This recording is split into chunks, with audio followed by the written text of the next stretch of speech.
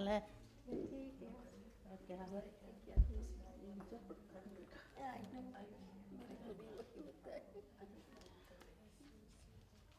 थोड़ा नीचे है ना ये फिर वो सब ठीक है ऐसे।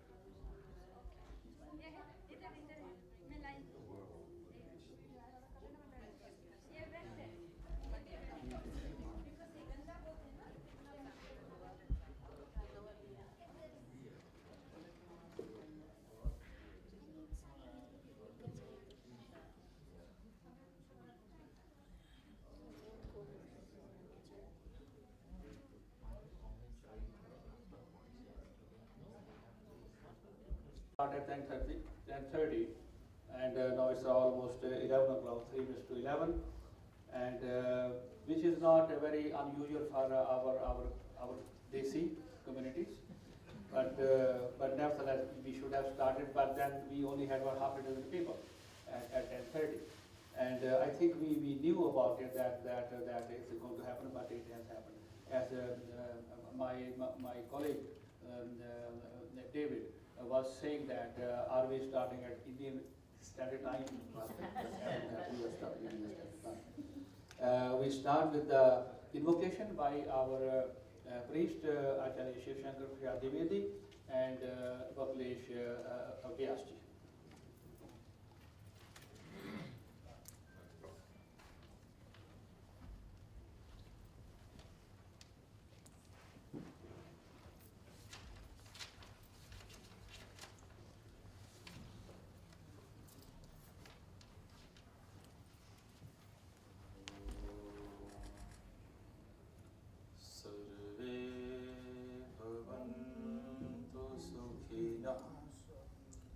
सर्वे सन्तु निरामयाः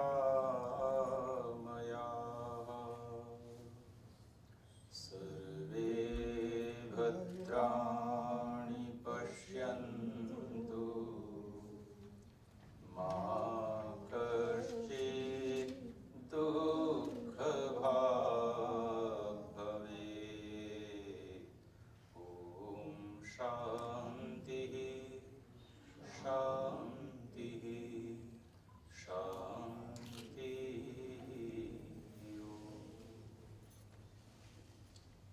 May all be happy, may all be free from disease, may all realize what is good, may none be subject to misery.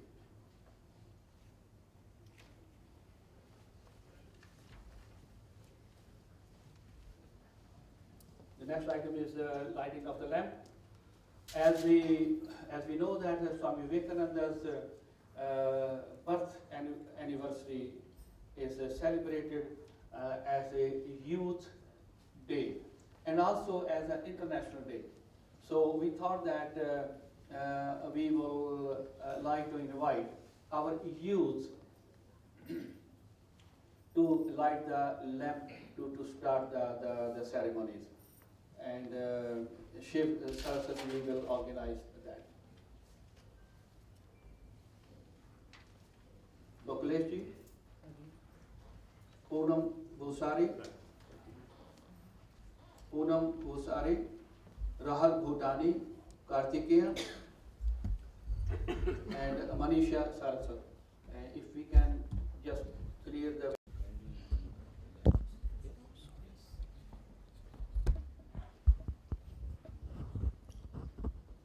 Vyasi, then I want them to be photographed at the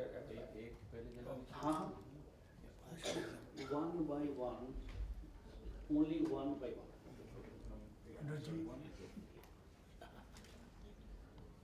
That's it. Yeah, pause on. Next one. Yeah.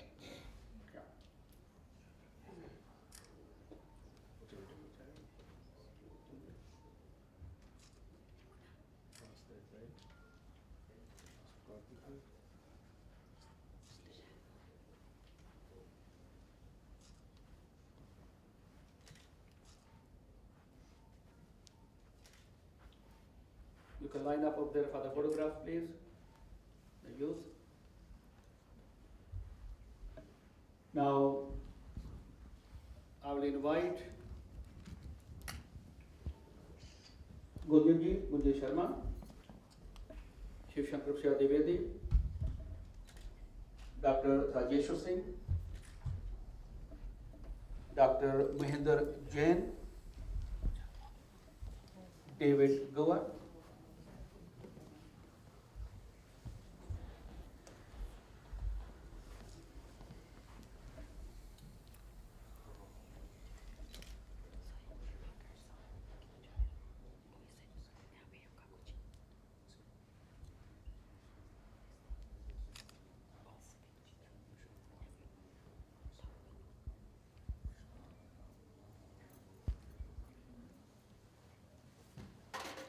तच्चक्षुर्देवहितं पुरस्ताच्छुकमुच्चरत पश्येम शरदः शतं जीवेम शरदः शतमलीनाश्याम शरदः शतं भूयश्च शरदः शतात् उदुत्यञ्जातवेदसन्देवं वहन्ति केतवः द्रसे विश्वाय सूर्यं येनापावपचक्षसा पुरण्यन्तञ्जनान् अनुतं वरुणपशसि देव्यावधर्युहागतवं रथेन सूर्यत्वचा मध्वा जगभुं समञ्जाते तं प्रत्नकथा विशते मथा ज्येष्ठथातिं परिखदग्वम्. lead us from darkness to light.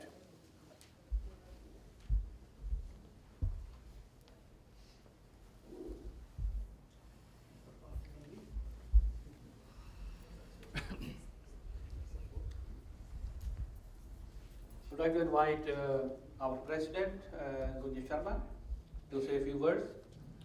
And I think it will take me a little while if I start speaking about Gunjan's contribution to our community, to our society, and elsewhere. So, as we all know, Gunjan Sharma, our president, had been vice president program twice, and our president this year. And she had been a member of the board of directors for a number of years, and hardworking president. I was very proud that that one of the women president, she has done quite well. Thank you, Uncle Ji. I call him Uncle Ji, but he is our honorary priest, as you all know. Good morning and namaskar. On behalf of Hindu Society of Alberta, I would like to welcome you all and our special guests, David Gowan,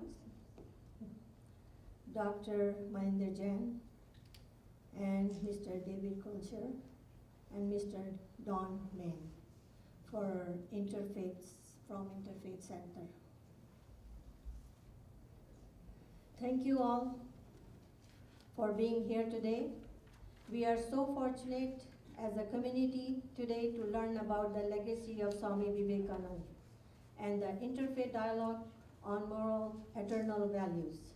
Swami Vivekanand was an English educated man from an aristocratic and progressive high-thinking household who became a monk and voiced to the West to being a legacy of preaching harmony between people of all beliefs and origins. He traveled throughout Europe and North America, where his teachings of interfaith understanding and the philosophy of yoga opened many minds and hearts.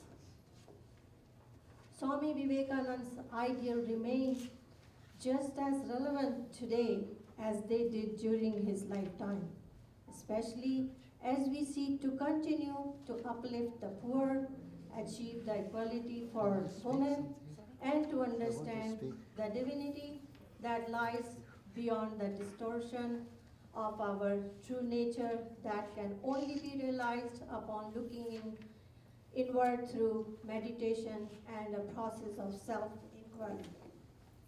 Our Hindu Cultural Center is testament to his legacy that took its inspiration from Swami Bhasyananda a resident monk of Ramakrishna Mission from Chicago, who encouraged our pioneer Edmontonians to build this temple and gathering place for spiritual development. Here, our community comprises an important example of interfaith dialogue, a safe space where people of all cultures and beliefs can gather to find the common thread that unites us all.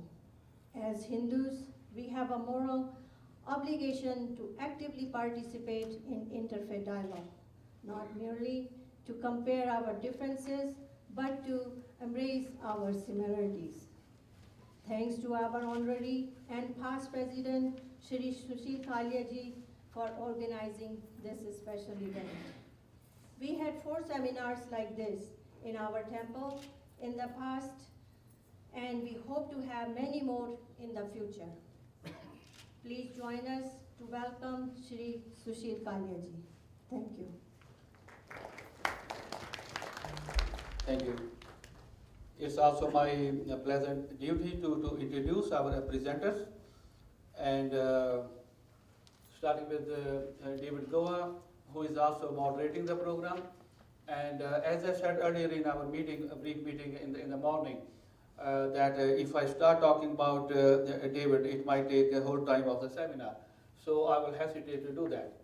And David and myself, we had been working together since 1977.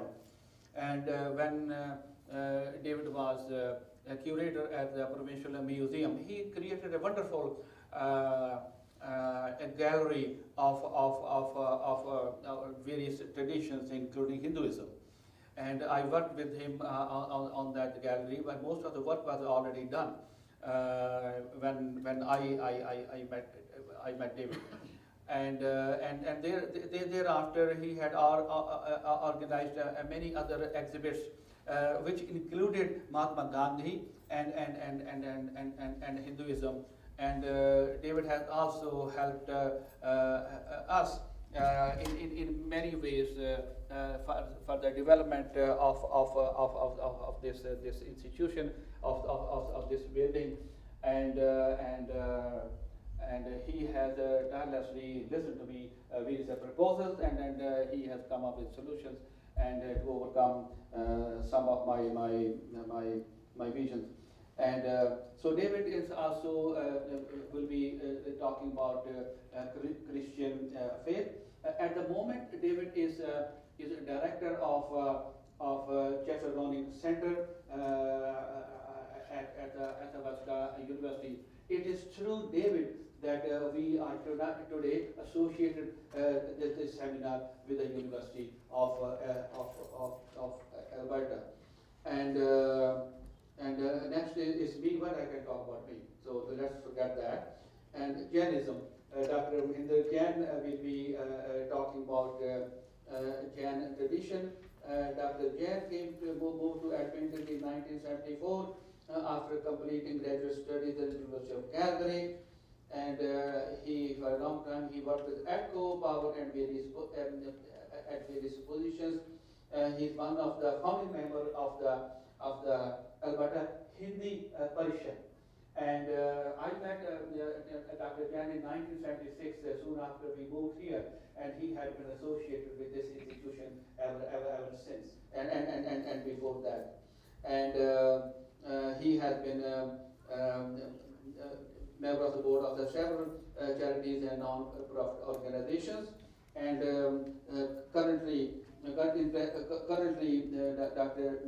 Dr. Jain is in the process of spiritual learning and reading, listening to discourse, and sharing knowledge and insight with others. And Dr. Jain is practicing Jain at the moment. And David Cloutier, and I did request you, David, that you send me some biographical. You did, but as far as I know, that David is an ardent Vedantist, and I met David a few years ago, and since then he's deeply involved with the Vedanta learning, and if I remember correctly, he was an initiator right here in this building by Swami Kripamananda in a Vedanta tradition. And with this,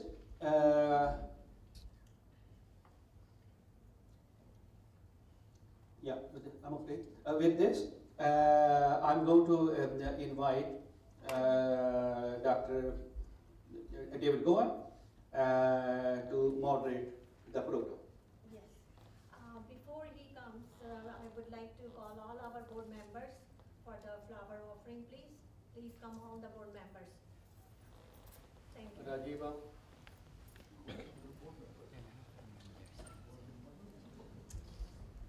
The floral tribute to Swami Vivekananda by the member of the board of directors.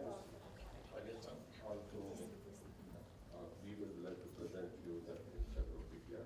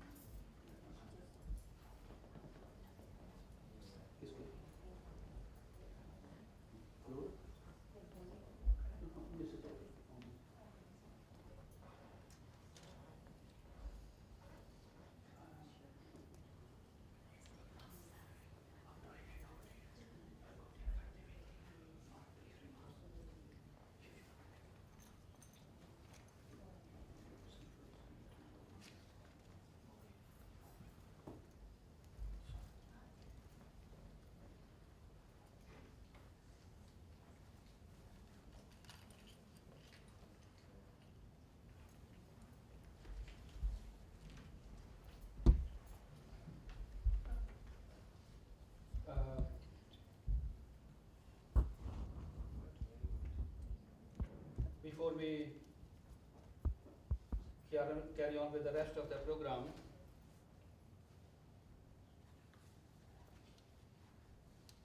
I think my battery is. That's 1, 2, 3 songs. Sorry. Before I invite David to moderate the program, our priest, Acharya Shiv Shankar Prasad Devedi, will offer a few remarks. And as we all know that Shiv Shankar Prasad Devedi joined us, I think it was 1989, if I remember correctly. And he had been serving priest for this institution and had developed various programs, various spiritual events, and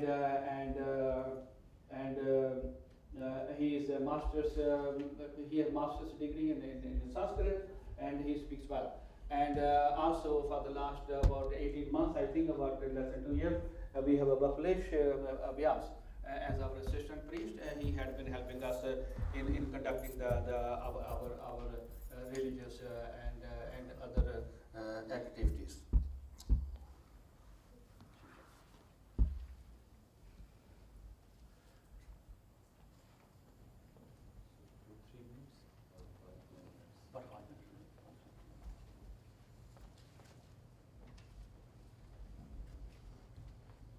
I prepared for the 15 minutes English speech.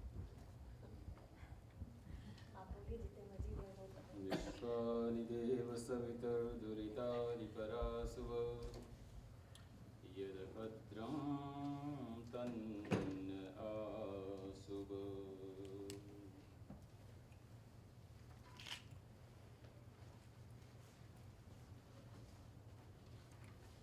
Ye tirthani pracharanti shikahastani khanginah te bhagvam sahasrayojani badhanvani tanmasi. उपस्थित सभ्य समाज, सनातन धर्म नित्य और निरंतर चलने वाली एक प्रक्रिया है।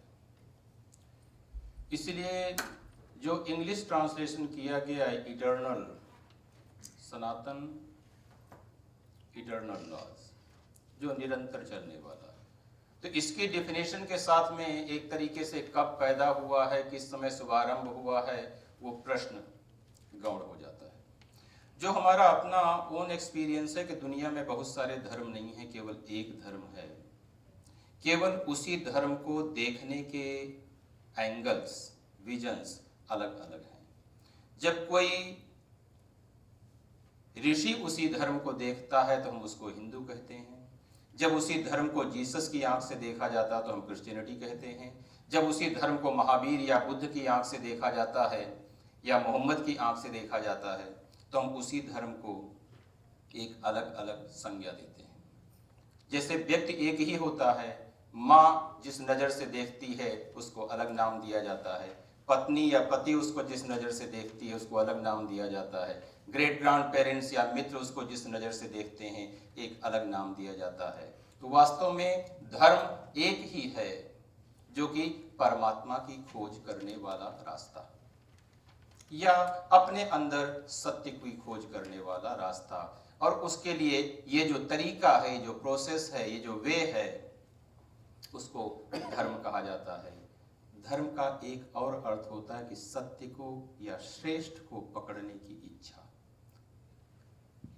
जो भी बेस्ट है, जो भी अच्छे से अच्छा है, जो भी श्रेष्ठ है, जो भी यूनिक है, उसे अपने जीवन में पकड़ने की इच्छा, डिजायर डेवलप की जाए। और जिसके मन में वो डिजायर डेवलप हो जाती है वो उस रास्ते के ऊपर चलने लग जाता है, चाहे वो क्रिश्चियन की तरफ से आ रहा हो या इस्लाम की तरफ से आ रहा हो, जैन की तरफ से आ रहा हो, बुद्ध की तरफ से आ रहा हो, लेकिन उसके जिंदगी में कुछ ऐसा जग गया है जो कि वो जो श्रेष्ठ है, जो अच्छा है, जो सुपीरियर है, उसको वो पकड़ना चाहता है। वहां से धर्म प्रारंभ होता है।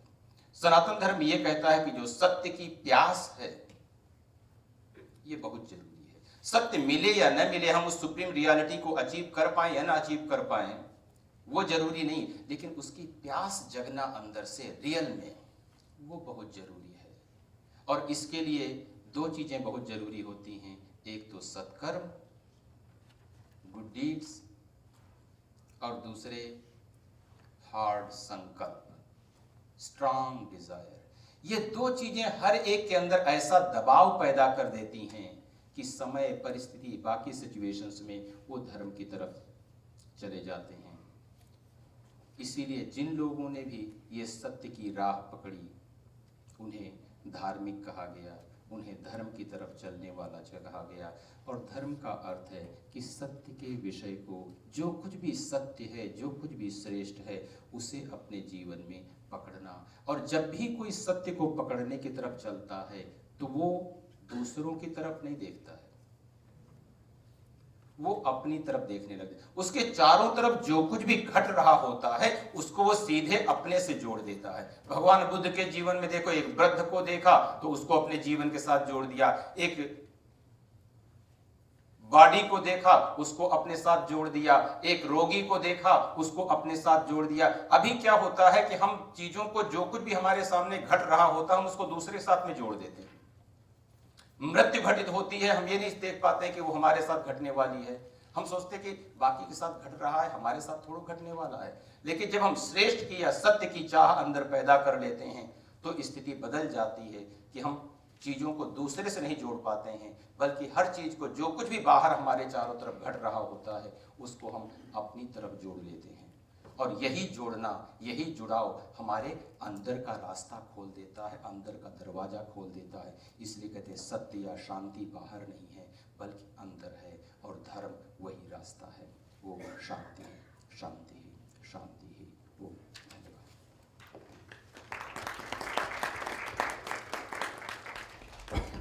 David Goa to moderate the program. One thing I forgot to mention that it's quite a history which we have made today. About 10 years ago, Pritam Sharma was our president and we had interfaith dialogue. Now his wife, Gunji Sharma, is also presiding the interfaith dialogue. Isn't it a history like we have made in the two people from one family? Thank you very much, David. Thank you.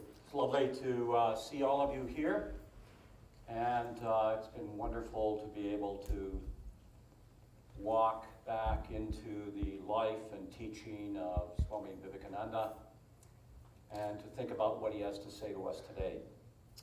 So thank you, Sushil and the Hindu Temple, for making this possible for us. Our first speaker is Sushil Khaira.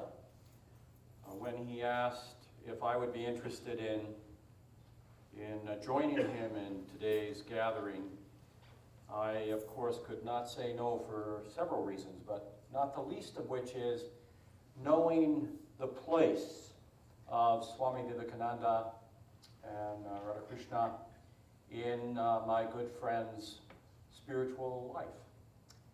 So I'm delighted that you're speaking today, Sushil. Thank you. Thanks. As you know that the printed program, there's a little change, and when we kind of compiled the program, and then we thought we will have David to speak on Christianity, but then we decided this morning that David will be the last speaker. And thank you, David. And I will start with a little invocation of Swami Vivekananda, which is a great hymn compiled by one of the brother disciple of Swamiji, Swami Ramakrishnananda. Swami Ramakrishnananda is a unique life to study. He was one of the most devoted, to Master Thakur, Shri Ramakrishna Paramhans. After Ramakrishna Paramhans passed away, I think it was 14th August 1886, and they had a photograph. And after the cremation, they installed a photograph in one of the rented room, and Ramakrishna, and at that time his name was Shashi Bhushan Maharaj, and he started the little sanctum and then started worshipping Ramakrishna. And after they had all the names given, like Swami Vivekananda and others, and Swami Ramakrishnananda, he took the name of Shri Ramakrishnananda, and he was sent to Chennai, Madras, and he created the wonderful center of Ramakrishna Math over there. He compiled this hymn on Swami Vivekananda. Te deshikendram paramam pavitram vishvasya palam madhuram yatindram hitaye niranam naramurtimantam vivek anandamaham namami. To that teacher of teachers, supremely pure, the guardian of the world, the sweet one, the prince of yogins, who took up the human form for the good of mankind, to that Vivekananda we offer our salutations. My presentation is, what I have done is speak about a very short life of Swami Vivekananda, and also some extracts how other people has seen the legacy and his contribution to the world culture and to Hinduism, to Vedanta, and how he became instrumental in bringing East and West closer, and I think he is one of the very first founder of interfaith dialogue in North America. Swami Vivekananda's appeal and uniqueness springs from his life and personality. He was an embodiment of love and strength, humility and self-confidence, spiritually and service. Above all, Swami Vivekananda was truly a great monk of the highest order. His immaculate life and purity of character, life, and indelible impression on everyone who ever met him. Uncovered by, unconcerned by fame and criticism. A true sannyasi, a monk, Swamiji lived his great life of selfless dedication for the good of the others, which had its origin from the realization of divinity in other. I will say later on how Swamiji came up with a great statement. Swamiji's words are blazing fire and burn their way into every receptive heart. Do not be frightened at whatever drops from my lips, Swamiji wrote to Miss Mary Hale, one of his American followers. For the power behind me is not Vivekananda, but He, the Lord, He knows best.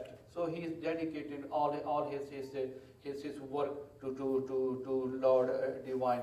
Roman Roland, a French philosopher, writer, and a Nobel laureate. Swami Vivekananda's words are great music. They are like Beethoven's symphonies. They are like the stirring rhythms of Handel's chorus. I cannot touch these utterances of Vivekananda without getting a thrill to my body as an electric shock. And what shocks and transports must have been produced when in burning words they were issued from the lips of the hero. Swamiji says, each soul, Swami says, each soul is potentially divine. And the goal is to manifest this divinity within by controlling nature by meditation, external and internal. And do this by work, karma yoga, or worship, meditation, and bhakti yoga, and control or philosophy, jnana yoga, by one or more or all those, and be free. One of the uniqueness of Swamiji is handling the people's spirituality. He spoke about the karma yoga to the people who could handle that aspect of life, and he talked to the intellectual jnana yoga, and who people who were more in the bhakti, in the devotional path. He talked about the bhakti yoga. People who were of meditative mind, he talked about the meditation raja yoga. And then so long as even a single dog in the country is without food, my whole religion is to feed it and serve it. Anything excluding that is unreligious. Then this shows Swamiji's humanitarian approach to the whole gamut of tradition or faith or religion. Religion is the manifestation of divinity already in a man. So what is the uniqueness about us when we say namaste? Don't we say, see the divinity in the other person whom we are greeting? And then also Swamiji says, serving man is serving God. This is a very unique legacy of Swami Vivekananda. Swami Vivekananda, like his master, Sri Ramakrishna Paramahansa, believed in the harmony of all religions. All religions are different expressions of the same truth. And we do not have time to go through the life of Thakur, but he learned from Thakur, and he personified and he conveyed that as a religion is still a vital part of every culture. Religious tolerance has become all the more necessary for the world. Swami Vivekananda, born as Narendranath Dutt, was a key figure in the introduction of Indian philosophies of Vedanta and yoga in the Western world. Swami Vivekananda was born on January 12 in Calcutta, 1863, and he was known as Narendranath Dutt before he became a monk and took the name of Swami Vivekananda. as a boy, see what his teacher, his professor is saying about Swamiji. And as a boy, he was precocious. Even as a young student in his college, he had studied Western logic and Western philosophy.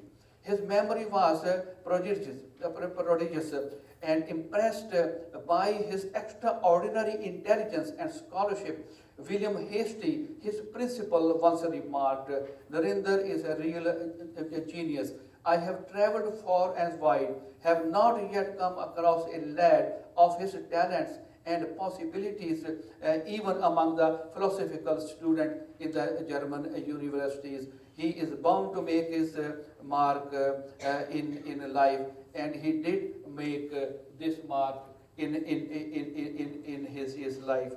And Swamiji was also credited with raising interfaith awareness, bringing Hinduism to the status of a major world religion in the late 19th century. Swami Vivekananda passed away in Kolkata, as we know today, in Calcutta, in 1902 on July 4th. And Swamiji briefly lived for 39 years, 5 months and 21 days. So his colossal shadow extends from his time to several hundred years in the future. And a super saint, and an orator by a divine right, an intellectual giant, a great social reformer, a philosopher, a philanthropist, and above all, a humanist par excellence. That was Swami Vivekananda. That's his legacy. Standing in awe in his spiritual presence, I would like to conclude by slightly modifying the words of Shakespeare. See what Shakespeare says: "Here indeed was a teacher when comes such and other question mark." And then Swami, various people have said beautiful things about Swamiji, and also Vijay Lakshmi Pandit, one of the makers of modern India, Vivekananda, presented the finest flowering of Indian Renaissance movement, which started with Raja Ram Mohan Rai in early 19th century. The principal objectives of this movement were the spiritual and social regeneration of India. Centuries of political subjection had degraded Indian society. Religion has degenerated into dogmas and superstitious rituals. Social life had become stagnant. For a time, it appeared that India had lost her soul. The leaders of Indian Renaissance harked back to the rich ancient heritage, to their culture. They drew their inspiration from Vedanta, and an old tradition was reborn, a new vigor imparted to almost forgotten spiritual forces that had shaped India's destiny through the ages. How are we doing for time? Are we okay? Thank you. And now the work of Swami Vivekananda in the social area. When Swamiji was traveling from east to west and various cities, and there's one instance I'd like to share with you. And Swamiji has a train ticket, and which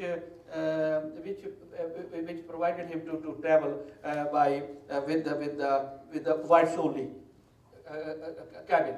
But Swamiji refused to go into that cabin, and he traveled in the other cabin where only Afro-Americans were traveling. So he shared their journey with the less privileged. So that was the statement he made, that he can. He can overcome the racial prejudice. And years later, wife of a late Martin Luther King, Khaira Scott King, she said, deeply aware of the influence of the Hindu ethos on her husband, remarked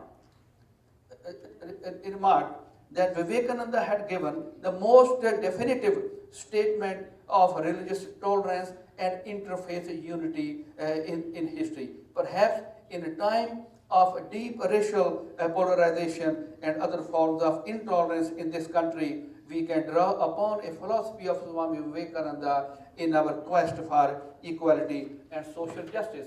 So Swamiji also played a great role in the social justice in the country of the time where he traveled. Swami Vivekananda is known for diverse contributions and that profoundly shaped the perspective of intellectual in India, Britain, and the United States.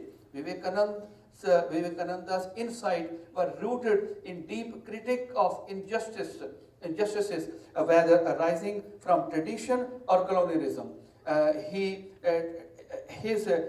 trans-religious perspective emphasized on service as a praxis, women's empowerment, and advocacy of economic and political liberty in the face of colonial power, were pioneering ideas for their time and were often criticized by those who sought to maintain the status quo.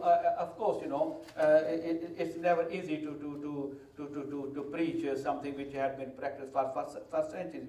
Making an objective assessment of Swami Vivekananda, the contribution to the world culture, the eminent British historian A.L. Basham, he says, in centuries to come, he will be remembered as one of the main molders of the modern world. That is Professor Basham says about Swami Vivekananda. One of the most significant contributions of Swami Vivekananda to the modern world in this interpretation of religious as universal experience of transcendent reality common to all humanity. Swamiji met the challenge of modern science by showing that religion is as scientific as the science itself. Religion is a science of consciousness. As such, religion and science are not contradictory to each other, but are complementary.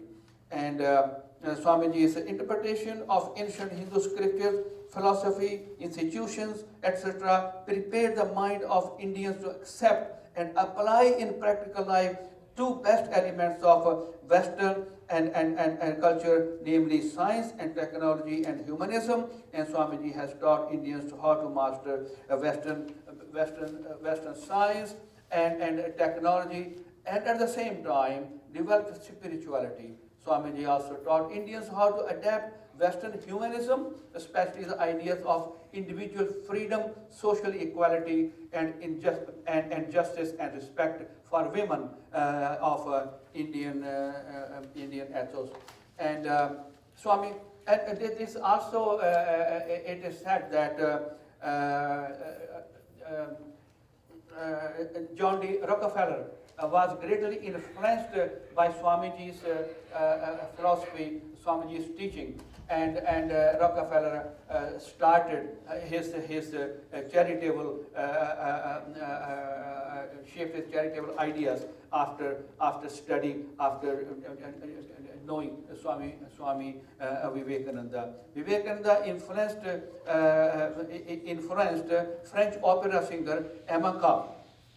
She says in her autobiography, "It has been my good fortune and my joy to know a man who truly walked with God, a noble being, a saint, a philosopher, a true friend.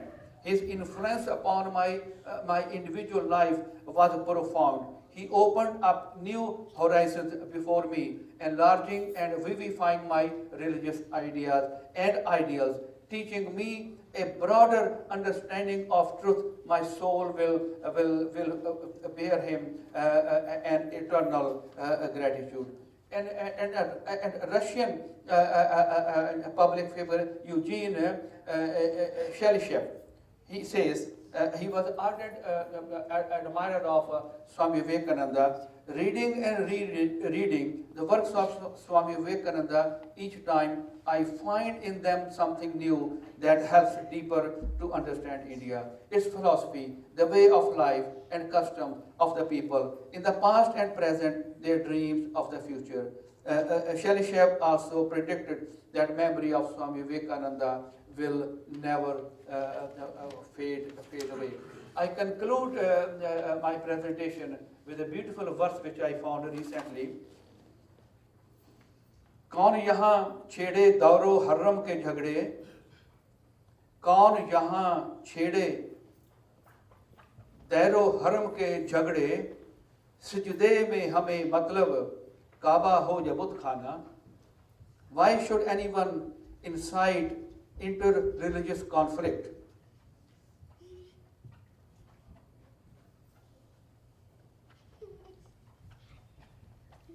Why should anyone incite inter-religious conflict, whether at the Kaaba or in a temple? All we are concerned is about the worship. Thank you very much.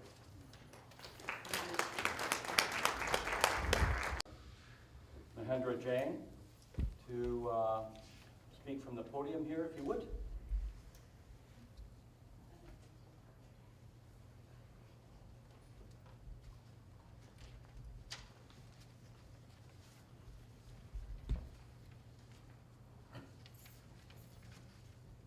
बोधि समाधि परिणाम शुद्धि स्वात्मोपलब्धि सौख्य सिद्धि चिंतामणि चिंतित वस्तुदाने त्वं वन्दमानस्य ममास्तु देवी त्वं वन्दमानस्य ममास्तु देवी. जय Jinendra. Namaskar, good morning. Thank you, Mr. Goa, and thank you, Sushilji, for the introduction. Today's theme is Legacy of Swami Vivekanand, Moral Eternal Values in Changing World. And my talk would be from Jainism perspective. Changing world. The world is changing because change is the law of nature and that of the universe. World in which we live is a part of the universe.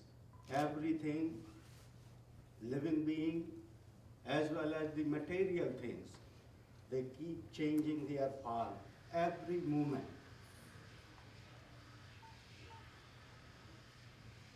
However, there are certain things that never change.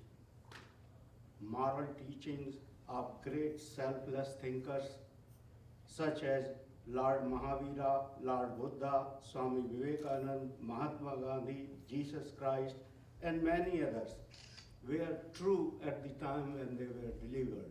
And they are true and equally good today, and they will remain good forever. Swami Vivekanand once said, "The truth is great, the conduct is much greater." Mahatma Gandhi echoed the same thing by saying, "The humankind does not lack the knowledge of religious principles, but they lack in their application."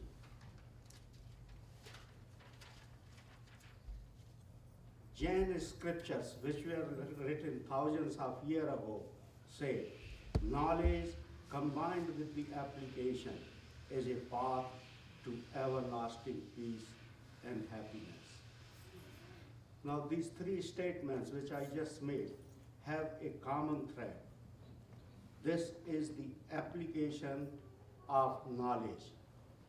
Essentially, what Swami Vivekanand, Mahatma Gandhi, and Jain scriptures have said, that religion has a very limited value unless it becomes a code of conduct and is applied to everyday life. Jainism has a code of conduct that is thousands of years old, but it is still of the same value as it was then, because it is based on the time-tested logical principles and or the doctrines. And Today I will walk you through the three of the most important doctrine of Jainism on which the code of conduct is written, which Jains follow. These doctrines teach us the technique of achieving self-control, internal peace, and everlasting happiness. These are also known as 3 A's of Jainism because they all begin with A or A, and they are ahimsa, anekantvad, and aparigraha. Now I will just briefly go through each of them. Ahimsa, or non-violence, or non-killing and non-hurting. Like many religions,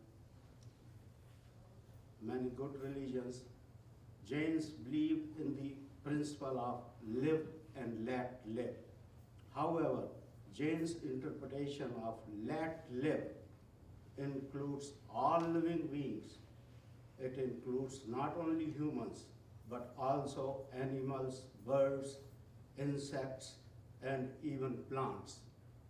Just as Swami Vivekanand has said that every soul is have the potential of divinity or potentially divine.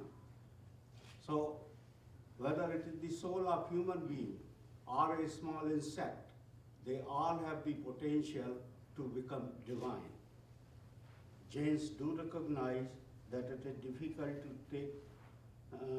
take completely non-violent, to be completely non-violent.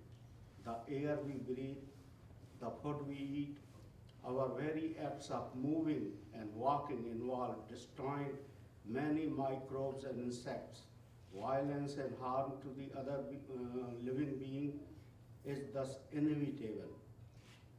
As a human, all we can really do is to examine our intent, inform ourselves, make intelligent choices based on the knowledge, and try to minimize harm to the other living beings. Jainism places great importance on the terms intelligent choice and intelligent and careful choices. This view has made Jains passionately vegetarian and non-aggressive. The second of the doctrine is known as anekantvad, or the doctrine of non-absolutism, or principles of exploring and respecting many-sided viewpoints. One of the innate qualities of soul is infinite perception. This quality enables the soul to perceive absolute truth. However, this quality is masked by the impurities in the soul. Impurities like our attachment to other things, other living beings, and the material things, making the soul of all living beings bonded and impure. Since impurities create impediments to full sensitivity and experience, it follows that no living being has an ability to perceive or understand absolute truth. Since our perceptions are subject to our own biases and conditioning due to our impurities in the soul, our very instrument of perception affect what we perceive. Thus, there can be no single truth. We perceive only some mode or forms of the reality. Like Dwivedi ji was saying, Acharya Dwivedi ji in his deliberation, that Satyati Khoj. So we are all really looking for the absolute truth. But we only see some form of the reality, not the entire reality because of the impurities. Only some facets of the truth, not the absolute truth. Therefore, it is wrong for anyone to claim that he or she has the absolute truth. This common sense philosophical argument establishing the manifold aspects of the reality and our inherent inability to comprehend absolute truth in its entirety is called Anekantvad. However, the doctrine of Anekantvad does not suggest that every viewpoint should be accepted as valid, nor does it allow outright rejection of differing point of views without exploring and examining them as holistically as possible. It encourages us to be patient and respectful of our adversary. The last doctrine is the Aparigraha, doctrine of minimizing personal needs and possessions. This doctrine emphasizes to giving up possessions and minimizing needs, so greed and attachment do not govern our lives. The importance of this principle in our modern world is worth talking about here. Normally the term happiness, when we talk about the happiness, that involves a response based on physical comforts, more money, bigger house, luxurious cars, fancier clothes.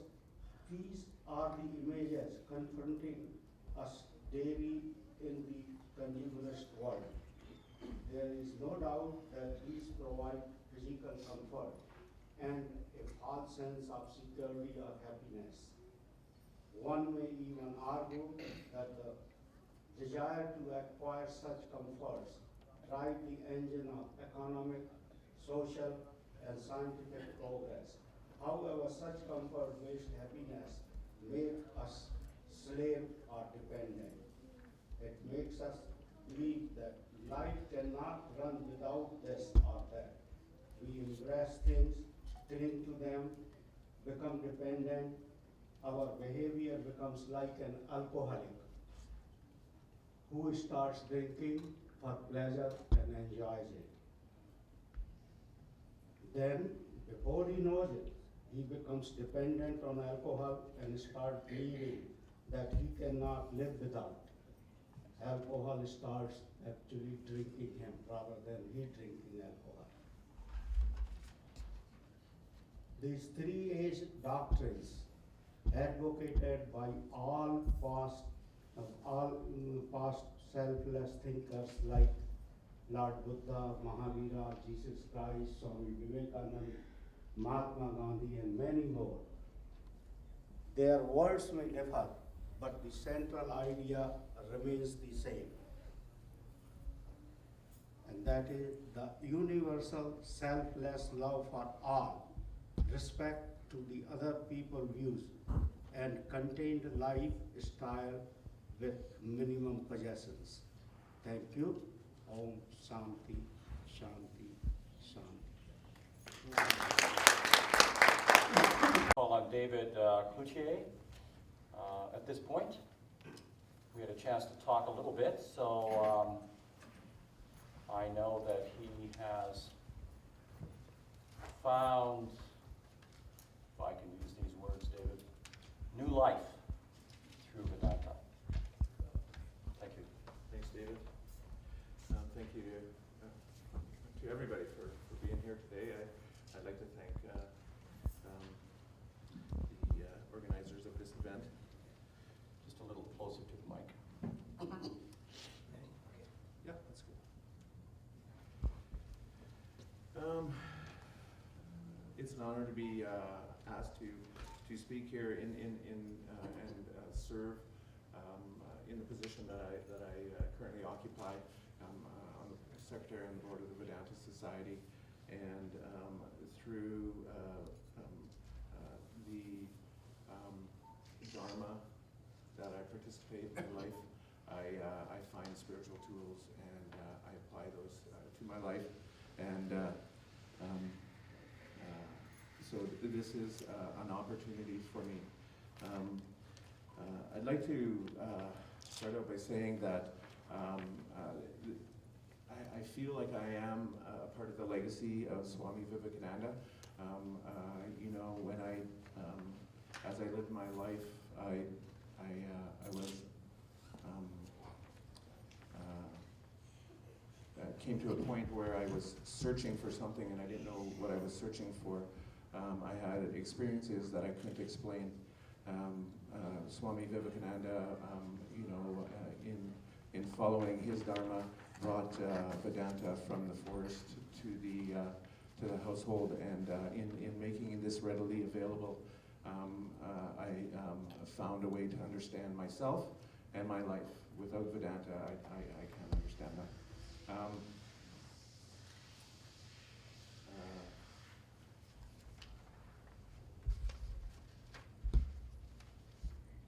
The topic today is morals and eternal values, and I would like to explain how I understand what those particular words, and explain those particular words, what they mean to me. The time is short here today, and this topic has been discussed over and over for many years. In this presentation, I'll try not to sound like a broken record and repeat those. I would like to offer my experience and how Vedanta has explained what has happened in my life. And hopefully that will maybe help to, I hope to, help anybody that is looking to increase their value of the eternal values of all the religions of the world, the ones that do not change as times change, that are consistent through the religions of the world. The oneness of these principles. Unless we develop ethical values, we cannot live a moral life. Ethical elements are essential to human health and well-being, both for the individual and the society. Humanity has struggled through history to discover these ethical frameworks. If one does not value an ethical framework, there is no hope of making the precepts a part of one's character. An object by itself has no value. It has to be made into something useful to gain value. The precepts that we are talking about here today help us to create a morality. And morality is the commitment to one's ethics, and is manifest in our actions. It is determined by how one's genetic makeup interacts with the environment, so it is a product of both nature and nurture. In short, morality is manifest in our behavior concerning the outer world. The practical application of ethics, values, and morality lead to integrity and thought, word, and action. But this practice is just a means to an end. Its value is instrumental. These eternal values are instrumental. They lead me somewhere. Valuable only in relationship to achievements. Vedanta ethics and moral virtues are rooted in the ideal of realizing and manifesting our own innate divinity. This alone is the intrinsic value. Whatever brings us closer to that goal is ethical and moral. Whatever prevents us from attaining it is not.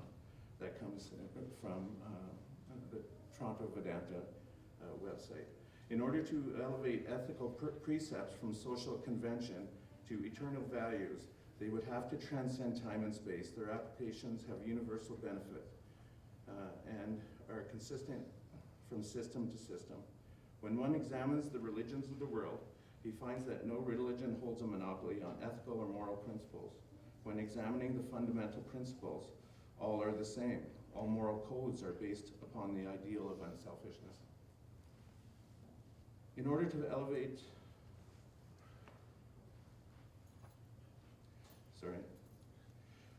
Patanjali divided the moral precepts into two categories, yama and niyama. Each category consisting of 5 precepts. Yama consists of, I'll repeat them even though most people know them: non-violence, truthfulness, non-stealing, chastity or celibacy, and non-receiving of gifts. Niyama consists of cleanliness, contentment, austerity, study, self-surrender to God. Practically speaking, defects in our character occur through the loss of ethical integrity. When we apply self-elements in thought, word, and action, after time our ego succeeds in hiding these defects and their selfish motives in our self-conscious, subconscious. We become aware of their existence. We become unaware of their existence. We repeatedly act on them through habit. Selfishness and self-centeredness is the root of this problem. We trade love for self-gain. Our minds become impure. Our ego and separateness grows, and we enter disillusion, delusion, and confusion. This is the point where insanity reigns. We start to say one thing and do another, and selfishness manifests into countless other forms of defect. What do we gain? We trade love and purity for power. Socially speaking, there are only three forms of social power. They are economic, influential, and political power. I once lived my life in a selfish way. If I could not see, touch, and feel it, it did not exist. I achieved the goals that I set for myself and attained the material items that to me signified success.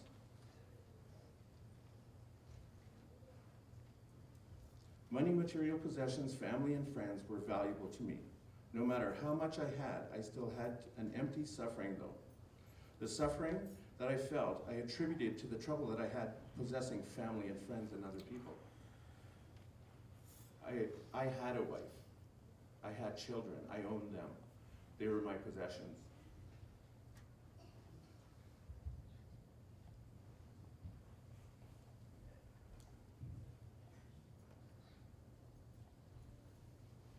Through this time of suffering, that empty feeling that I'm talking about, I always tried to fill that void that I felt with material things, and there was nothing wrong with what I did. I feel so fortunate. I've always done whatever I have wanted in this life, and the trucks, the cars, the whatever.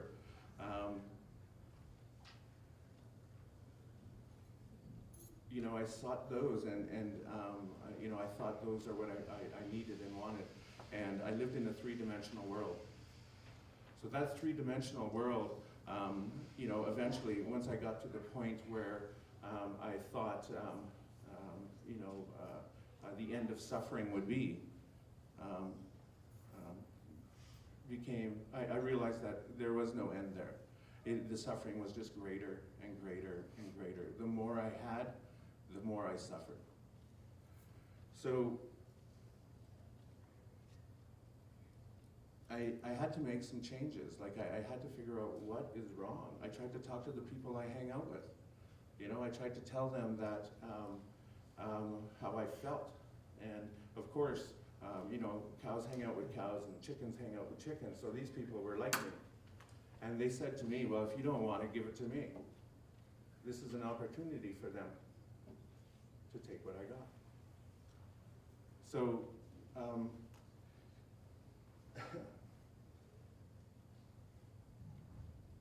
they were not sympathetic at all, and they couldn't really understand what I was talking about. I started looking at things differently, and I started adding spiritual principles into my life, things that I didn't participate in before, in like empathy and compassion, and I tried to understand these principles, even though they weren't logical. They weren't logical in a three-dimensional world, because that's where I lived. And in trying to live by these spiritual principles, I surrendered my old ways of thinking. I did not simply resign myself to the fact that my best thinking brought me to complete and utter despair. I surrendered everything that I thought I knew about the truth. I was willing to surrender everything. I rejected whatever I thought and how I felt. Through the observance of a set of principles that I decided I needed to live by. There's 24 of them, and in Vedanta there's 5, and there's 5. In Catholicism, there's the 10 Commandments. There's a bunch of spiritual principles. All of these things. I could find words for 80 different spiritual principles. And in starting to follow these spiritual principles, everything started to change. The world I lived in became less valuable to me. And the material things in that world became less valuable. And these spiritual principles became valuable. And that's the point. When we talk about intensity and in our intent, the amount that we value these spiritual principles are directly proportional to the knowledge that comes to us. And how does that come to us? After about a year and a half of intensely trying to live by spiritual principles, I added meditation to my practice. And I had what I call a black experience in meditation.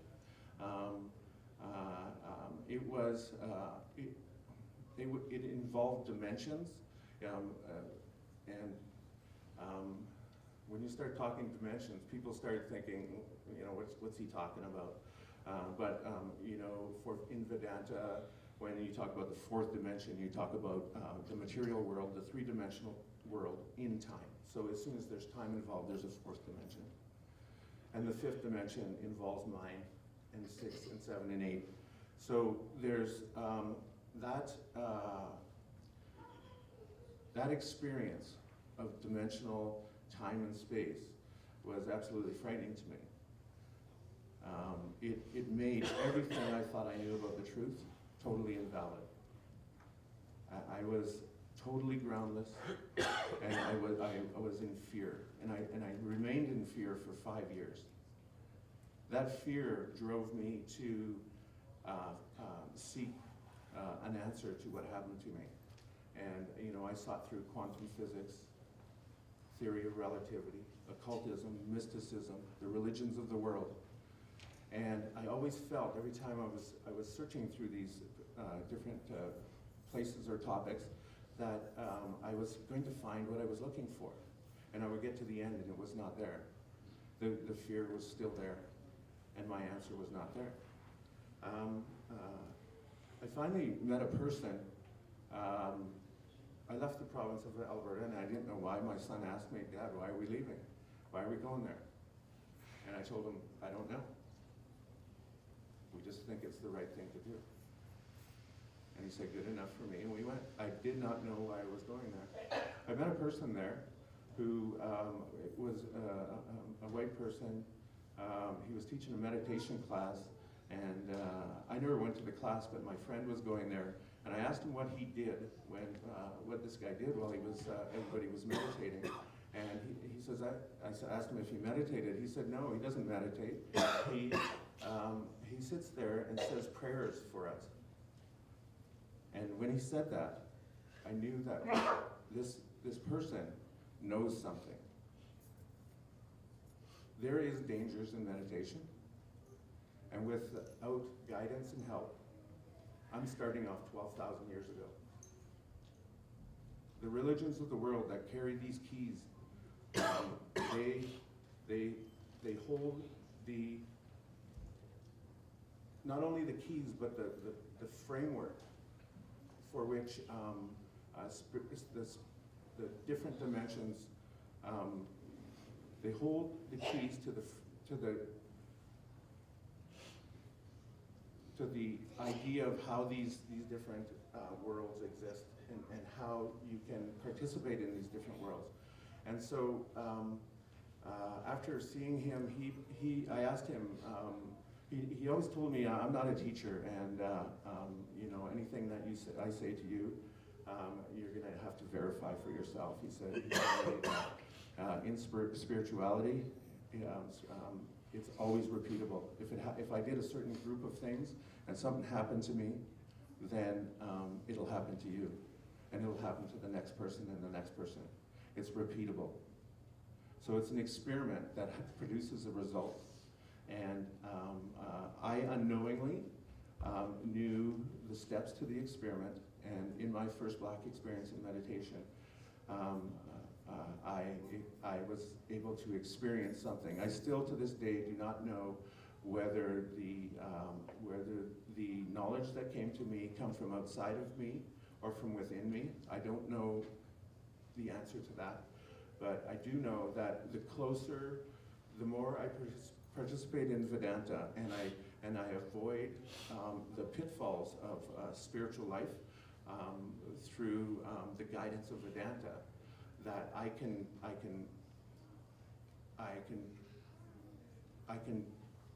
detach from the material world, and I can participate in a higher life. And when I look at the different religions of the world, I was baptized in Catholicism, and I had all the rights of a Christian, but except for the last rites, of course.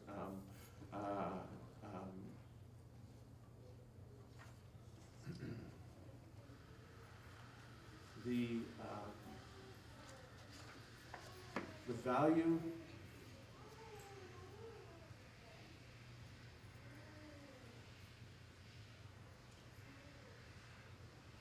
value of a teacher is indispensable once you get to a certain place. It's too complex. It's too I want to say dangerous, but it sounds like you don't want to go there. But it's if you just keep trying, you'll make it. But if I follow Vedanta, if I follow a teacher, if I follow the guidance that's offered to me, if I live my life, if I live Dharma and I live intently, and I really value the things that I learn from the experiences of my life, then that experience just increases my value of the whole experience. And the more I experience, the more knowledge comes to me in meditation. And I feel like meditation, contemplation, concentration, and meditation is where the truth comes from. I didn't read everything, that everybody's read. How do I know this stuff? I don't know how I know it. But it's not fake. It's not a lie, and it's not. It's for everybody. Everybody can do this. I'm always unsure if people in Hinduism, if they read these things and they think that it's just a story. It's not just a story. It's the truth. I think that's everything I'd like to say today. Thank you.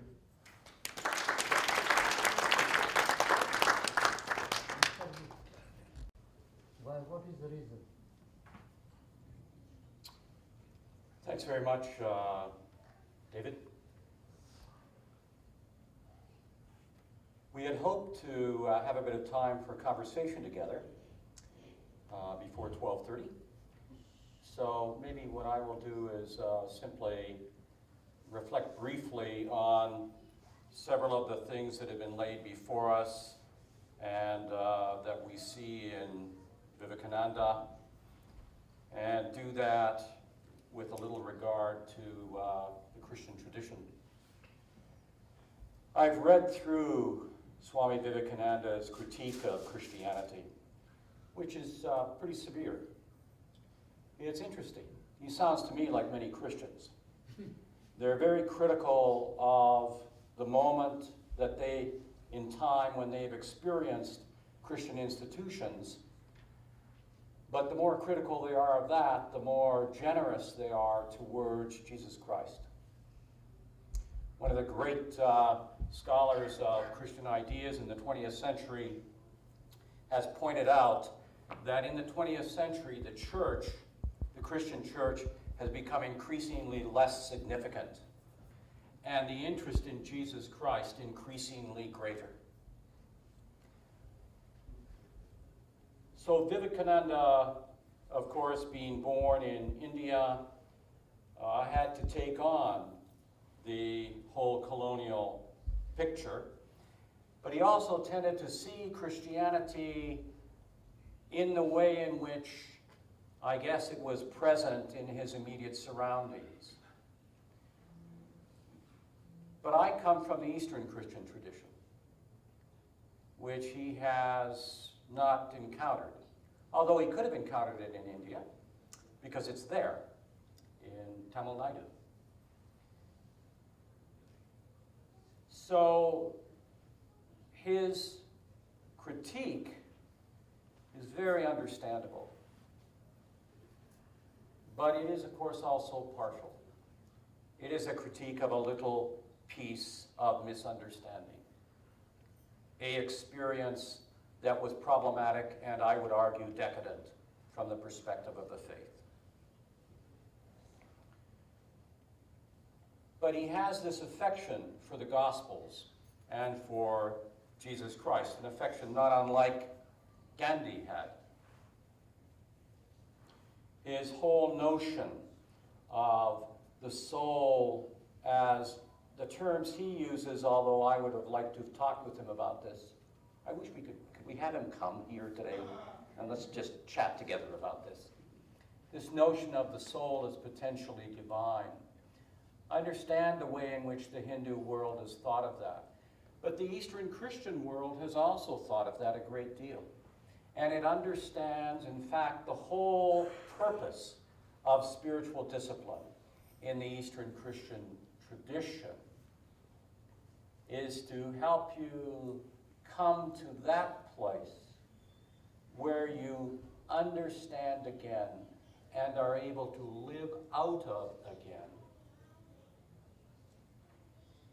the most fundamental reality of the human nature, which is that you are, in Christian and Jewish terms, the image of God. The image of God. So deification, as we call it in the Eastern Christian tradition, the potential to become God, as Vivekananda talks about it, these are deeply shared, although they may mean slightly different things. But there is a wonderful conversation to be had there. But what's at the center of it? At the very center of it, and at the very center of his life, I love his relationship to his teacher. It was not an easy relationship. He struggled with it. He rejected him at times. He went away. And I love his relationship to his disciples. They finally got on board. And then after a little while, he left. And there's a lesson in that. More than one lesson in that. But how does one come home to oneself? How do we not live in a world of dualism where we're divided in our own nature, or at least we think we are? What is the spiritual discipline that has some chance of leading us to integrity, leading us to responsibility, leading us to the ability to respond? Where does that come from? How do we get there?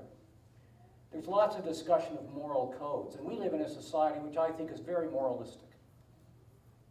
There's all kinds of moralism that leads to so much pollution as well. Moral codes very often shape a boundary which is of interest to a particular community for particular purposes. Hyper-capitalism has a moral code. The cult of progress has a moral code. We have a story in the Gospels, I think of it with Vivekananda. And the story goes that a righteous young man, a righteous Jew, came to Jesus by night. Because Jesus of Nazareth was known as a significant rabbi, but he was a little anarchistic. They were afraid of what he really meant. He wasn't with the normal program. And it says a righteous man came to Jesus by night to his house and said to him, and I heard a bit of this in David's reflection, the deep spiritual struggle. The young man says to him, "Rabbi, I have lived the whole of the moral code. I have kept the whole of the law, 342 of them. I have gone to all the right schools. I worship in the right synagogue. I married the right woman. But I'm empty. I'm empty. Why am I empty?" That's the beginning of the spiritual life. It's the beginning. It's the gate. And I think Vivekananda knew this, just as I think it's known by Jesus Christ and known and central to that part of the Christian tradition in which I stand. So I'll just conclude with this. What Vivekananda is calling for, to whatever degree I have glimpsed this, is asceticism. In Greek we call it ascesis. In Hinduism it's the period of the sannyasi. What is that? Well, it's coming to that place where instead of acquiring, you develop the gift of letting go. You develop the gift of emptying. 90% of the spiritual life is letting go of fear and desire. Letting go of fear and desire. But how to do it? And the pathway, certainly the pathway to love, which he saw as absolutely what human life is, and what our Jain friends have helped us understand what all of life is. But we don't see it, and we don't dwell there. And yet it is our most basic nature. So one of the wonderful things about Vivekananda with his disciples is he is drawing them into a community where the disciplines, cultivating the discipline to let go of our fear and desire. Why? So we can awaken to the world, so we can be present to the wonder of the world, and be able to respond, to have that ability to respond to the other, to those that are different, with compassion and regard and empathy and attentiveness. So I welcome the chance again that you gave me to think about this marvelous saint. Do we have any time? For so, I would welcome, it would be nice if we could have a little conversation together. I'd ask my two colleagues to come here to the podium. And those of you who wish to respond, to lay out, to raise issues or themes, it'd be nice to have you speak a little bit. Raise those so we can engage them.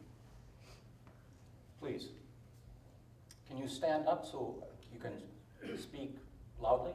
So my friend, when David was trying to talk something, I was wondering that in Vedanta, in Indian philosophy, we say that there is para and apara vidya, means implicit and explicit knowledge. When people try to put implicit into explicit, they face problem. So he was trying to explain his experience, which is implicit. It cannot be put into explicit way that directly. So I was also feeling so much of, it's there, but it's very hard to. And even if you have it, I just want to repeat a gospel from Lord Sri Ramakrishna. He was telling that we are like small dolls of salt and in front of an ocean.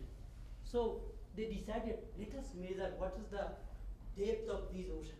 One goes and it melts, it never comes back.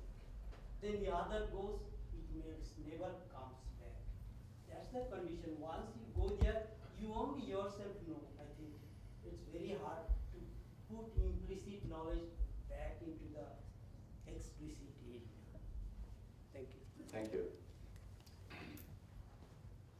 That makes a link to, Yeah. That, to the Jain understanding of how did you put it, the one central teaching, the second teaching of the non-absolute. That every time we try and put words around the deepest spiritual experiences, those words are always partial.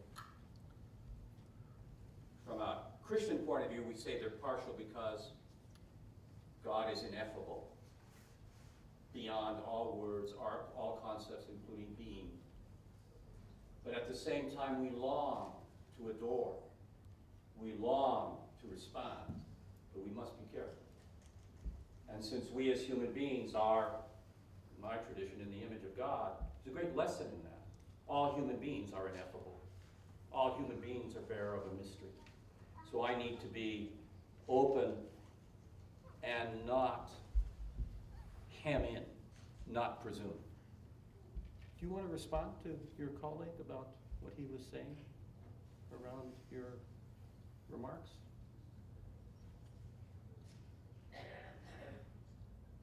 How would we form a question out of what he said? Right? He's my friend, and you know, I've seen many people. A little closer to the mic.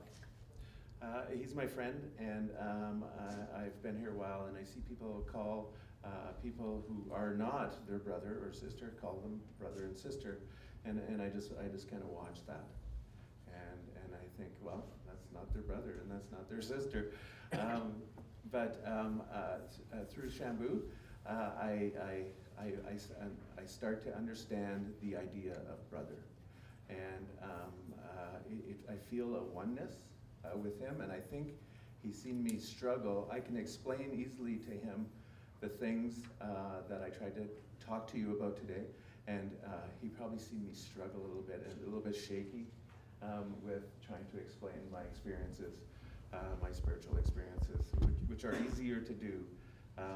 Like even right now, I feel easier saying what I say because I'm saying it to him.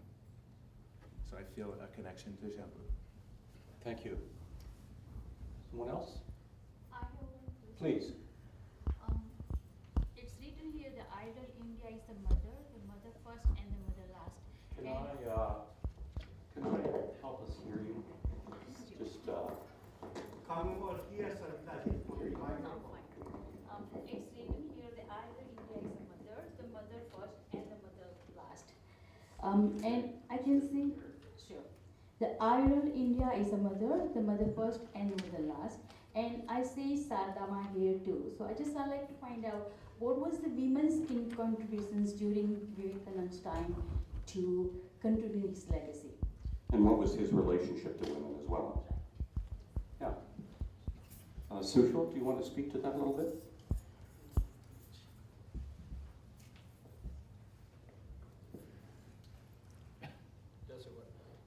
Just one, two, three. When I chose this quote to put in the print form, the ideal in India is the mother. Mother first and the mother last. We have to go back. I will be very, very brief because we are also running a little late. We have to understand Swamiji came up with a mission, his vision, when he meditated at the Kanyakumari rock. He was down south, he went to the rock, and he was at this side, the north side of the rock, and then he swam, and he ended up at the rock and he meditated. This is where he claims that he had a vision of what he wants to do. So this is the very first thing. He claims that mother is the ideal. And we have to also understand that his spiritual development took under the patronage of Thakur Ramakrishna Paramahansa, who was the Divine Mother's worshipper. But also, Swamiji also had membership and used to attend Brahma Samaj association. So he believed in a Nirakar God, no shape and no form. So his development, what is he ended up in the summed up is as a mother. Yeah, you know, I mean, we a lot of times we have learned, lot of time we have experienced that that it is the mother who makes the family, and the mother is a university for the children to grow, and the mother is the one who teaches us the spiritual values and knowledge. That's all Swami is saying.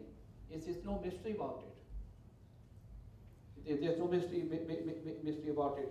That's why he says the mother is first, because this is where your development as a moral values, the spiritual values, and any values which starts with the teachings of a mother in the family. That's all I can say. Thank you. I have one little footnote to that, if I may. I read a little piece where he reflects on the Holy Virgin Mary, the mother of Jesus Christ, and where he talks about the inadequacy of at least the Christians that he knew in their understanding of it. But what I read in that piece is this, Sushil, and I'd be particularly interested in your response to this. In my little part of the Christian tradition, we see Mary as the icon, the image of the human vocation. All human beings, men and women alike, all human beings have the fundamental gift, vocational gift, of giving birth to divine love in the world. So she is the great image of this vocation, and it's a vocation for all of us.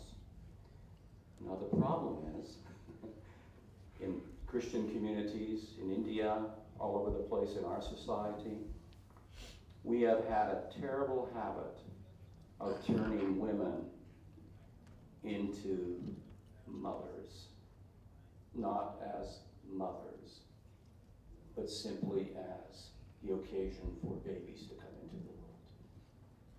And this is something that needs to be gotten through and gotten over. So it is not, in my tradition, the notion of motherhood is as much mine as it is yours. I am called to give birth to divine love in the world. Do you want to respond to Sushil and raise this a little more? No, this is fine. I just wanted to know that, and I wanted to find it out what was the women's contributions to carry on this legacy. And I haven't read many of the books like that, and it seems like you guys have. And this is the Vivekanand thing, so I just wanted to know what was the women contribution in that era For the legacy. legacies. Right.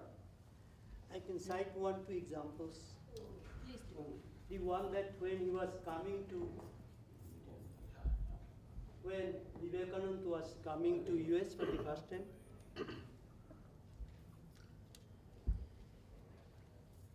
when Swamiji was coming to North America for the first time, he ultimately got the permission from the mother. He always did whatever missionary works he adopted. He called Mother Sharada as the Supreme Court. Even when there was any sort of debate, any sort of conflict, he always went there. Without mother, and once he tried to sell the Belur Math, the central mission, the head office of Ramakrishna Mission, when there was some famine, he wanted to sell it to give service to the poor people or to the afflicted. Mother told, no, you have just sacrificed it in my name, you cannot sell it. So if he sold it, perhaps the Ramakrishna Mission wouldn't have come this way. So it's innumerable. If you say that how he was influenced, it's not one incident. And it's very difficult to tell you one, it's so much. It's almost not only the Swami himself, the whole Ramakrishna Mission order, they are all dependent on mother's advice every time when they were taking anything. Thank you very much. Would you join me in thanking Sushil and Mahindra and David? Thank you very much. We'll bring this part of it to an end. This brings to the end of our interfaith discussions, and before we go to the next segment, the gift presentation, and I would like to introduce Dr. Rajeshwar Singh, who will be doing the vote of thanks. And Dr.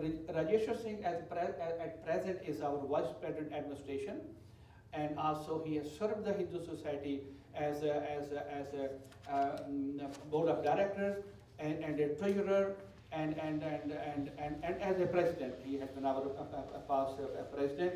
Currently, he also serves as a vice president in the Vedanta Society of Edmonton.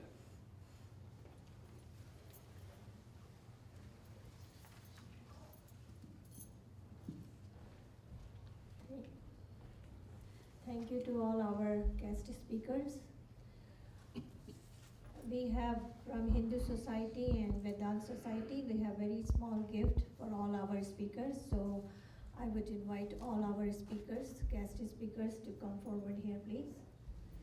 And all our executives, Hindu Society executives, come here, please.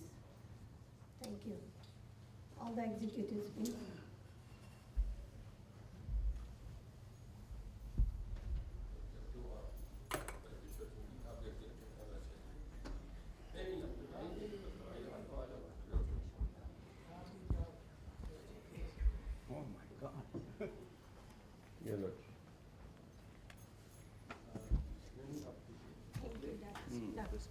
Thank you so much.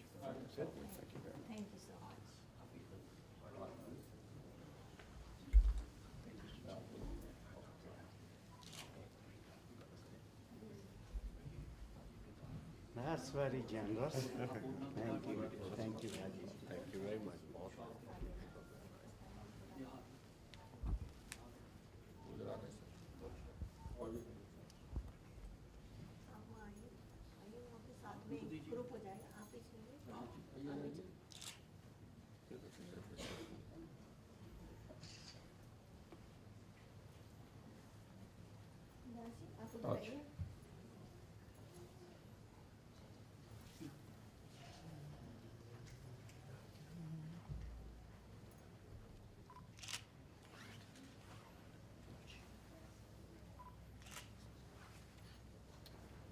Thank you so much.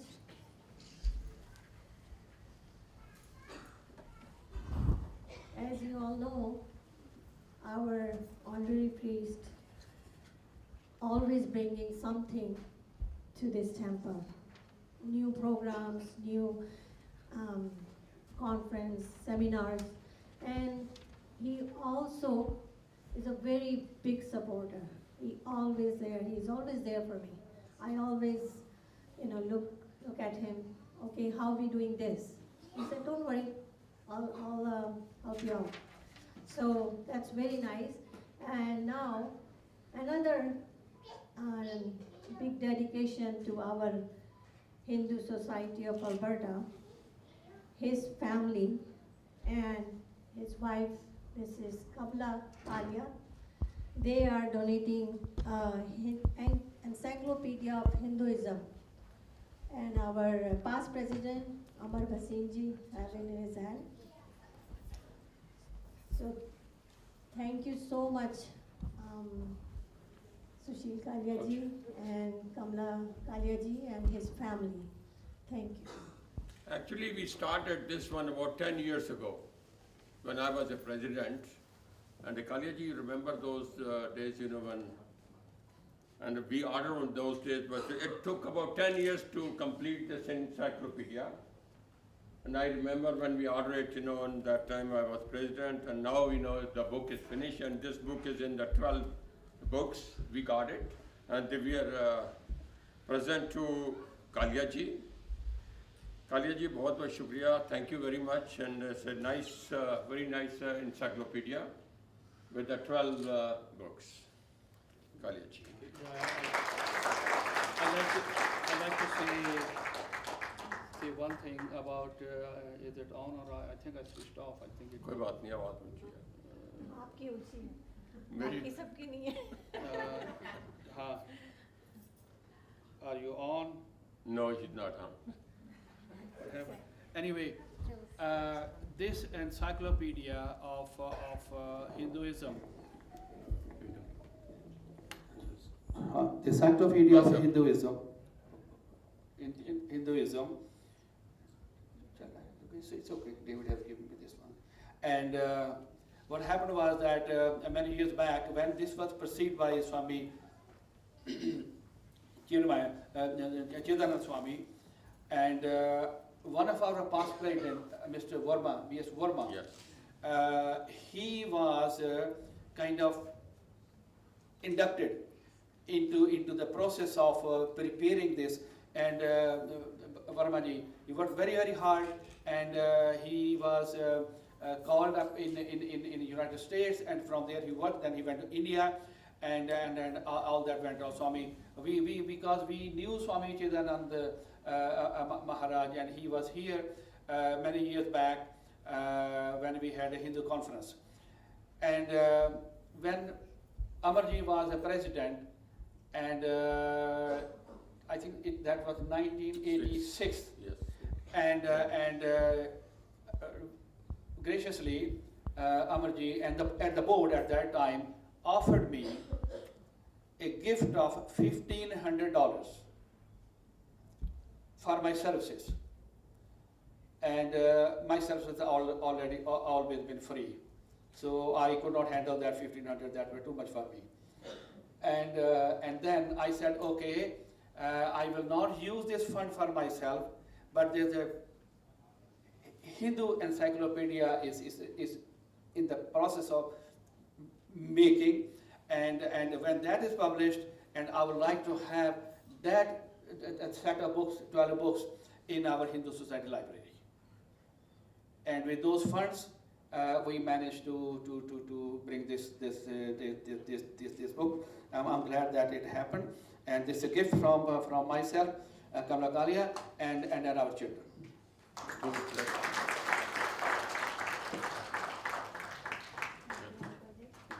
It came in good time, just about time, because we have our book collection ready to go. We had lots of books, but they were all in the boxes. Now it's just about ready. Everyone can come and take the book, read it. So we will add this addition to our library now. So thank you so much, Uncle Ji. Thank you, Kalia Sahab. All the children will have advantage of You that. are always donating everything to Hindu Society. Your services, That's your right. books, your money, everything. Thank you. Remember that. Thank you. Thank you. Actually, Uncle Ji, ek minute aayega to this. Before we go to the next segment, a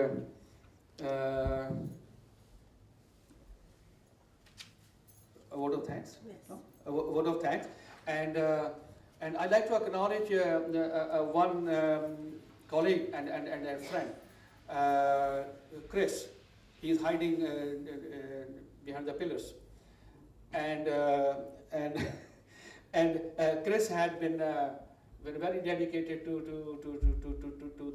the center, and I think it was his graduate study that he had put a thesis on the Hindu Culture Center at the University of Hawaii.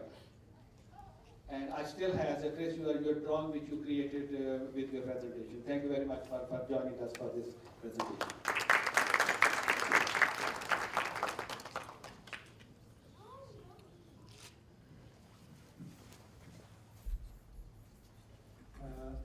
The last item is vote of thanks. and this was supposed to be done by the Kumudachar, who is the treasurer of Vedant Society of Edmonton. Unfortunately, he is not in today, so I am just going to read what he has written for the vote of thanks. Welcome everyone. This morning program has been a great success. I am truly thankful to everyone who volunteered their time, and it's really inspiring to see. This celebration of legacy of Swami Vivekanand is an appropriate topic on this anniversary of Swami Vivekanand. I hope you all got more informed about the Swamiji legacy. I want to bring to your attention that there are many chapters of Swami Vivekanand Society across Canada, Halifax, Montreal, Toronto, Winnipeg, Calgary, and Edmonton. If you wish to become a member of Vedant Society of Edmonton, please contact either Kumudachar or David Kulkar. We will be very happy to keep you informed of our activity. Vedant Society organizes such activities during the year, and especially the monk of the Sri Ramakrishna Mission during the warm summer month. Before we get to the wonderful vegetarian lunch, there are some people who I want to thank. I would like to thank the board of member of the Hindu Society of Alberta for the use of their venue and volunteering their time for the state setup and audio system. I wish to thank Sri Sushil Kaliaji for spearheading this project in his usual visionary way. Last year again, under the guidance, we raised the funds and organized the donated about 1,800 pieces of the warm clothes, gloves, scarves, and socks to the Wild Street organization. For doing all the invitation, flyer, and every other type of the promotion work you can think of, I want to acknowledge Sri Sushil Kaliaji and Dr. Rajeshwar Singh. It is my honor to bestow token appreciation to all the speakers today. Thank you for your insight comments on the legacy of Swami Vivekanand. And last but not the least, I want to thank you all of coming. Without your continued support, we would never be able to put this event like this. So thank you very much.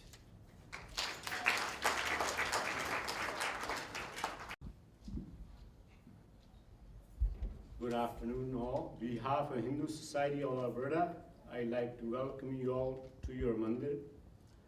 I'd like to thank you, Mr. Kaliaji, for organizing Swami Vivekananda Legacy Interfaith Dialogue. He has done a tremendous job. Thank you, Mr. Kaliaji. Next, I'd like to thank you, Mr. David Goa, for moderating the program, and he has done a great job moderating the program. Thank you.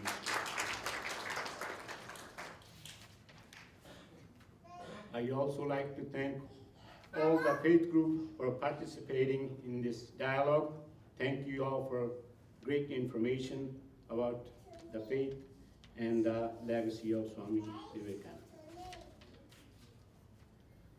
I would like to thank our youth group for volunteering to light the diya, and they are here whenever we need them.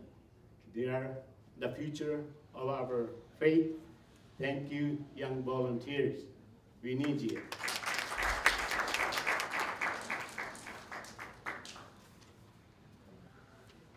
Thank you to our Preeti Bhojan sponsor, Supri and Akanksha.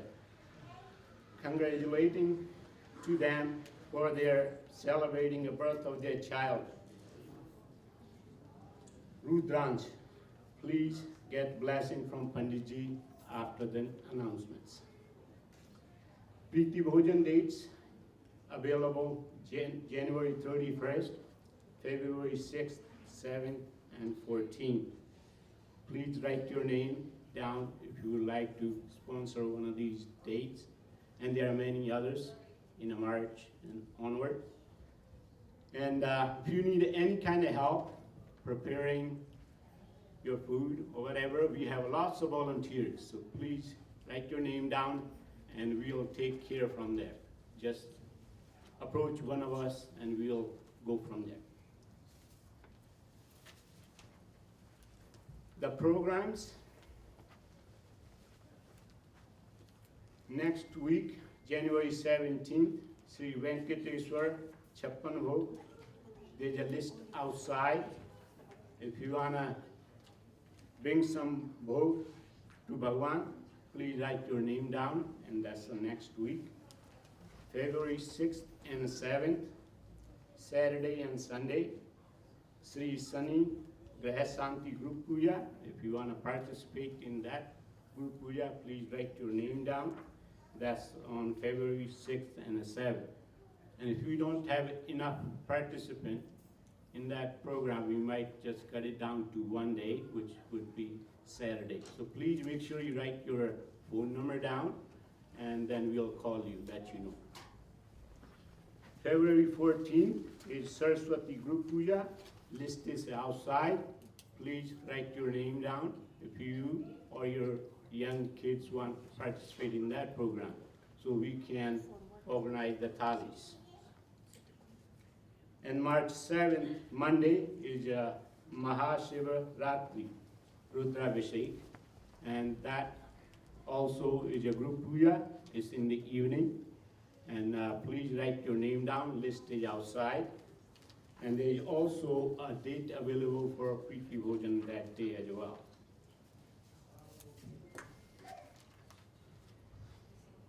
Thank you to our Panditjis to guide us in all of our programs, and thank you to all of you for coming. Next is our Aarti, and please don't stand on the gray carpet because our Panditji would be going around to do the Aarti in the Mandir. And thank you very much for coming. One more, sorry. Sorry, we have our media here. Yes. You all know Harmony TV, you all watch every Saturday. I do. I don't know about you, but it's a good program. And we have Yash ji here, Yash Sharma ji, and here is, he has a Asian Tribune newspaper which is outside, you can all take. And he is he's running from Ward 12 for a city councillor. So please support Yash Sharma ji.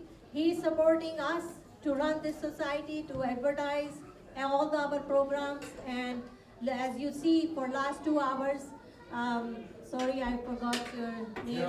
Khaira Saab. He's here taking all the pictures and having all the program taped, so you can see it, watch it next Saturday on Harmony TV. And please support Mr. Yash Sharma for Ward 12 City Councillor. Ward 12. Thank you. खोलो I want that one. Because Captain America is tough. He's not, because Ultron being Is this a coloring one? yeah. 1,000 Austin more stickers? Yeah. How many stickers are there? I think 1,000, just like this is saying 1,000. 1,000. Those are 3D stickers. And those are mini ones. Okay, no, but 1,000 Austin craft teams. There's a picture for it. Hey, Iron Man, I'm holding a pinky. I want that one. And I want that one. No, not on gift. Yeah, but that's a 3D one that you have to put on your 3D game. You don't put it on a 3D game. Yes, you do. So everybody can know it's 3D. Okay, so those two are mine, okay? When you and I want exchange that one. Star one. Let's open this right on the floor. No. Mom, Why? that's it. It's gonna be fun. Oh, and I want Black Widow. That one. I don't want that one. I want that one. Then you're gonna have to. And I want that small one.